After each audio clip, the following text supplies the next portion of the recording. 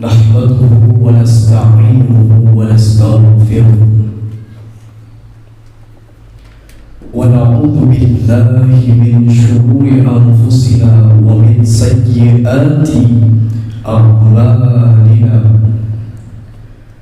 من يهده الله فلا مضل له ومن يضلله فلا هادي له. أشهد أن لا إله إلا الله وأشهد أن محمدا عبده ورسوله صلى الله عليه وسلم لا نبي بعده. اللهم فصل وسلم وبارك على سيدنا محمد وعلى آله وأصحابه ومن تبعهم بإحسان إلى يوم الدين.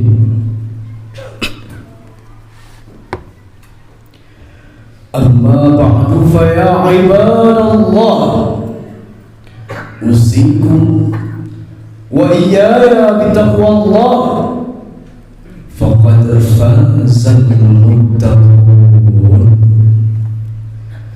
اتقوا الله حق تقاته ولا تموتن إلا وأنتم مسلمون. ثم قال الله تعالى في كتابه الكريم: نعوذ بالله من الشيطان الرجيم. بسم الله الرحمن الرحيم. ولو ترى إذ الظالمون في غمرات الموت والملائكة باسطوا أيديهم أخرجوا أنفسكم اليوم تجزون عذاب الهون بما كنتم تقولون على الله غير الحق وكنتم عن آياته تستكبرون.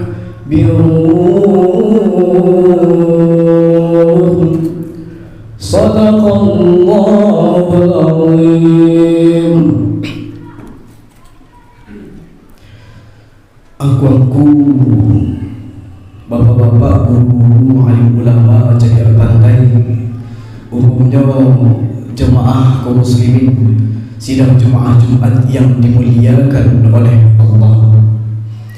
Bersyukur kita kembali kepada Allah Subhanahu wa taala yang mana telah memberikan kita beberapa nikmat-Nya, berkat-Nya, sehingga kita dapat hadir berkumpul, melangkahkan kaki, mengayunkan tangan untuk datang ke masjid kita pada kali yang berbahagia ini. Salawat dan salam tak bosan-bosan pula kita curahkan, kita kirimkan, kita hadiahkan kepada baginda Nabi besar Muhammad sallallahu alaihi wasallam. Allahumma salli ala Muhammad wa ala ali Muhammad. Kaum muslimin sidang Jumat yang dimuliakan oleh Allah, tak bosan-bosan khatib menghimbau, mengajak kepada kita semuanya, terkhusus untuk diri khatib sendiri, bahawa selalulah kita meningkatkan keimanan dan ketakwaan kita kepada Allah. Bagaimana caranya? Salah satu caranya yaitu memperbanyak untuk berzikir kepada Allah dan mengerjakan perintah wajib dari Allah. Kaum muslimin sidang jemaah Jumat yang dimuliakan oleh Allah, di awal tadi khatib sudah bacakan surat Al-An'am ayat yang ke-93. Untuk itu khatib beri tema khutbah yang relatif singkat pada saat kali ini, yaitu bahayanya berbuat zalim. kita kaji dari awal dulu, apa itu yang dimaksud dengan zalim. Sebab ini kata-katanya itu sudah familiar. Lah ajo awak dengar ko alam zalim ko. Zalim itu kata-katanya berasal dari bahasa Arab, yaitu zalama, yang artinya adalah gelap. Kalau zalim sendiri itu artinya aniaya. Dalam Al-Quran juga ditemui dengan kata-kata zulm, az-zulmat, yang artinya juga sama dengan zalim itu, yaitu ia melanggar hak batasnya terhadap dirinya sendiri, ia melanggar hak batasnya terhadap kita sesama manusia, bahkan ia melanggar hak batasnya terhadap Allah Subhanahu wa taala. Itulah dan zalim itu. Apa saja contoh-contoh yang zalim itu kaum muslimin yang dimuliakan oleh Allah? Contoh zalim itu banyak. Akan tetapi yang akan kita bahas pada saat kali ini ada 3 macam. Yang pertama yaitu syirik kepada Allah. Iko zalim. Ada jadikan tandingan syirik kepada Allah, sedangkan Allah yang menciptakannya, Allah yang menjadikannya. Kalau itu ingatlah dalam surah Luqman yang ke-32. Bismillahirrahmanirrahim. Wa idh qala Luqman li ibnihi wa huwa ya'izuhu ya bunayya la tusyrik billah inna syirka la zulmun 'azim. Dan ingatlah ketika Luqman mengejek anaknya, ketika Luqman ini sedang mengajari anaknya. Kecik Luqman tu apa-apa kaum muslimin, wahai anakku, jangan engkau sesekali syirik kepada Allah. Kenapa? Karena syirik kepada Allah itu adalah kezaliman yang besar. Kalaulah tahu kita itu adalah syirik kepada Allah itu adalah kezaliman yang besar, masih kita berbuat zalim jol, maka tunggu sajalah azab yang akan Allah agih kepada orang yang zalim itu. Itu contoh zalim yang pertama. Dan kedua yaitu tinggalkan solat 5 waktu sehari semalam dengan sengaja tinggalkan solat. Alasannya meninggalkan tak dulu. Kata solat masuk. Anyo tahu kata solat masuk. Alasannya meninggalkan solat tak ada. Memang tak niat saja untuk solat. Maka kalau lah tinggalkan solat 5 waktu sehari semalam kau dengan sengaja, menurut pendapat Imam Ahmad bin Hanbal, engkarlah orang kau kepada Allah Subhanahu wa taala. Kalaulah engkarnya kepada Allah, dikatakan oleh Allah dalam surah Ali Imran dan ke-56, فَأَمَّا الَّذِينَ كَفَرُوا فَأُعَذِّبُهُمْ عَذَابًا شَدِيدًا فِي الدُّنْيَا وَالْآخِرَةِ وَمَا لَهُمْ مِنْ نَاصِرِينَ. Maka adapun orang-orang yang engkar, adapun orang-orang yang kafir, akan aku azab dia dengan azab yang sangat keras di dunia dan di akhirat. Kalau sudah Allah yang mengazab, wa ma lahum min nasirin, dan tidak ada satupun pertolongan bagi mereka.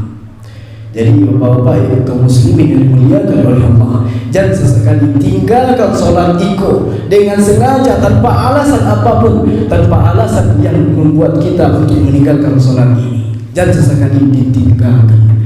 Dan dikuatkan oleh hadis Nabi, al-ahd alladhi bainana wa bainahum as-salah faman tarakaha faqad kafar. Perjanjian kami antara kami dan orang kafir itu adalah solat. Barang siapa meninggalkan solat dengan sengaja, maka dia telah kafir. Kaum muslimin sidang Jumat yang dimuliakan oleh Allah, itu yang kedua, jangan sesekali kita tinggalkan solat dengan sengaja. Yang ketiga yaitu ghibah atau bergunjing. Ghibah iko adalah penyakit kekinian. Ambo nak ada menyinggung, ambo nak ada niat untuk menyinggung, tetapi ambo hanya beritahu kalau ghibah itu dosanya termasuk dosa yang sangat baik. Kenapa? Pada suatu ketika dalam hadis riwayat Tabrani, ada seorang bertanya kepada Nabi, "Ya Rasulullah, seberat apakah dosa ghibah itu ya Rasulullah?" Lalu Nabi menjawab, "Ghibah itu dosanya lebih berat dari zina." Lalu orang ini bertanya kembali kepada Rasulullah, "Bagaimana bisa begitu ya Rasulullah?" Lalu Nabi menjawab, "Ada lelaki dia berzina, lalu dia memohon ampun kepada Allah, dia bertaubat dan nasuha kepada Allah, maka taubatnya diterima di sisi Allah. Akan tetapi ada orang yang berghibah, dia memohon ampun kepada Allah, tetapi dia tidak menerima ampunan dari Allah. Kenapa? Karena dia meminta maaf kepada orang yang telah ia ghibahkan." Hadis riwayatkan Tabrani.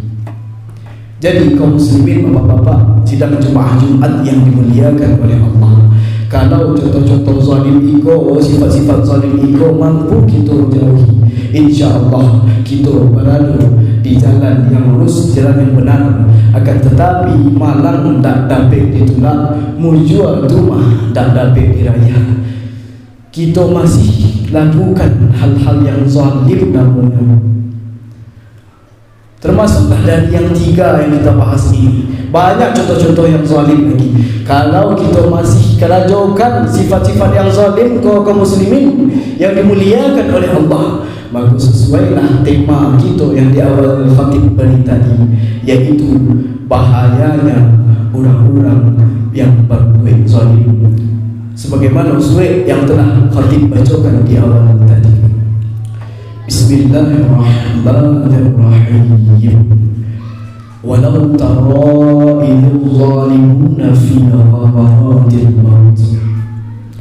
Dan alangkah ngerinya, alangkah dahsyatnya sekiranya engkau diizinkan oleh Allah melihat orang yang zalim itu berada dalam tekanan sakaratul maut.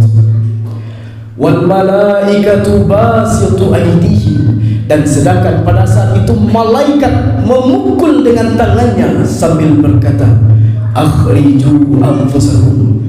Hei, keluarkanlah nyawamu. Pada keadaan saat itu kaum muslimin, malaikat menghardik keras orang-orang yang zalim itu. Baru saja malaikat menghardik keras, baru saja malaikat memukul, lalu dicaci oleh malaikat pada ketika itu, "Al-yawma tujzauna 'adzaban hun." Pada hari ini kamu akan dibalas dengan azab yang sangat menghinakan.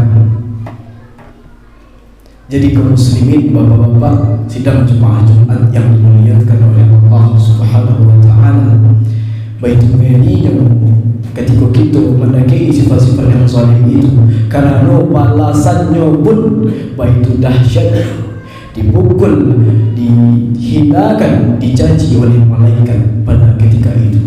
Maka kaum muslimin sidang jemaah Jumat yang dimuliakan oleh Allah Subhanahu wa taala, marilah kita semuanya, terkhusus untuk khatib sendiri, marilah kita sama-sama menjauhi sifat-sifat yang zalim itu, sifat-sifat yang merusak itu, sifat-sifat yang aniaya itu.